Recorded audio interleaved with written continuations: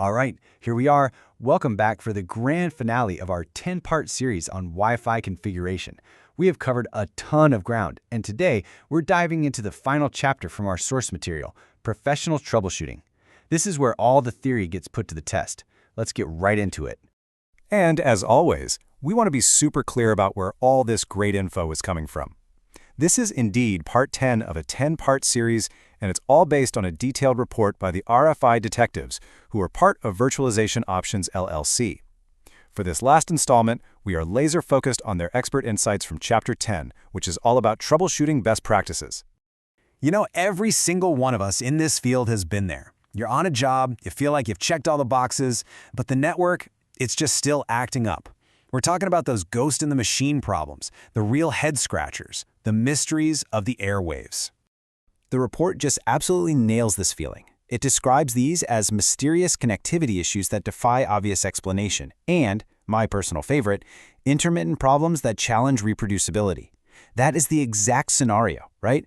The problem that magically disappears the second you try to show it to someone. It is without a doubt the most frustrating part of our job. This really is the million-dollar question, isn't it? When rebooting the router or checking the password doesn't even come close to cutting it, where do you go from there? Because just relying on guesswork or throwing things at the wall to see what sticks, that's just not going to work. You need a process. And that's where we make the shift from frantic guesswork to a systematic methodology. This right here is the heart of what we're talking about today, a 5-step diagnostic process that you can count on for repeatable, reliable results every single time. So, here's the crucial point. Having a system is what separates the real pros from, well, everybody else. It's not about having every answer memorized. It's about knowing how to find the answer, no matter what gets thrown at you. This is how you build that expert muscle memory. And here is that system. Step 1. Define and document. I mean, really define it. Get all the details from the client before you even think about touching anything. Step 2. Physical layer assessment. Check your signals, look for interference, get a lay of the land. Step 3. Configuration review.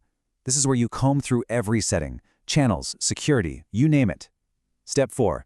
Systematic testing. This is so important. You isolate variables and you change only one thing at a time. And finally, Step 5. Implement and verify. You apply the fix, you confirm it actually worked, and then you document the whole thing. Okay, so we've got the framework. Now, let's talk about what that framework usually uncovers. The report points out a few really common culprits. These are the high-impact mistakes that account for a huge percentage of Wi-Fi headaches out there. Let's look at 2 of the biggest offenders. First, using the exact same network name, the same SSID, for both the 2.4 and 5 GHz bands when you don't have a smart system to manage it. And number 2, that classic mistake of just cranking the router's transmit power all the way to maximum, thinking more is better. Let's break down why these are such big problems. So why is having an identical SSID such a bad idea sometimes? Well, it's because these 2 bands are just fundamentally different animals. Think of 2.4 GHz like a crowded multi-lane highway. It goes a long way, but it can be slow and jammed with traffic. 5 GHz, on the other hand, is like a wide-open German Autobahn. Super fast, way less crowded, but the road doesn't go on forever. When you use one network name, you're basically telling your phone or laptop, you pick a lane. And a lot of the time, it makes the wrong choice, stubbornly clinging to a weak 2.4 signal when that beautiful, fast 5 GHz connection is right there waiting. Now, the professional, correct solution for this is a technology called band steering. It's a feature you'll find in better access points, and it actively, intelligently steers devices that can handle 5 GHz over to that faster, cleaner band.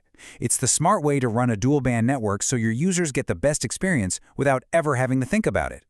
And now for our second culprit, cranking up the transmit power. I get it, the instinct is turn it up to 11, right? But this is a classic trap. What it creates is something called an asymmetric link. See, your access point, with all its power, can basically shout loud enough for your phone to hear it from across the building. But the tiny little radio in your phone can't shout back loud enough for the access point to hear it. So what do? You get a device that shows full bars of signal, but the connection is slow, unreliable, or just plain broken. So, we've walked through the framework, we've looked at the common pitfalls, but, solving today's problems, that's not quite enough. To truly become a master technician, you've got to be ready for tomorrow's problems too. And that requires a real commitment to continuous learning. And look, this quote from the report is just the perfect send-off for this whole series. It says, "The wireless networking field advances rapidly, requiring continuous learning to maintain technical excellence." And it's so true. Wi-Fi does not stand still. New standards, new devices, new challenges, they are always just around the corner. Your most important tool isn't your spectrum analyzer, it's your drive to keep learning.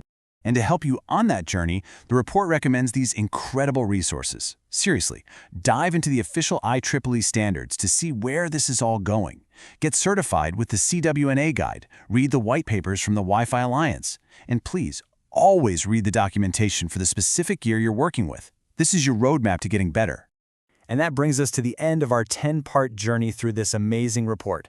We've done our best to lay out the foundation for you, from the very basics all the way to this advanced troubleshooting framework. Our goal was to give you the tools. Now it's your turn to go out there and start building. So I'm going to leave you with this one question to think about. Looking back at that 5-step process, what is the one step you are going to consciously, deliberately add to your workflow on your very next job? Maybe it's more detailed documentation up front. Maybe it's being more methodical in your testing. Because making one small, deliberate change, that's how mastery begins. Thanks so much for joining us for this entire series.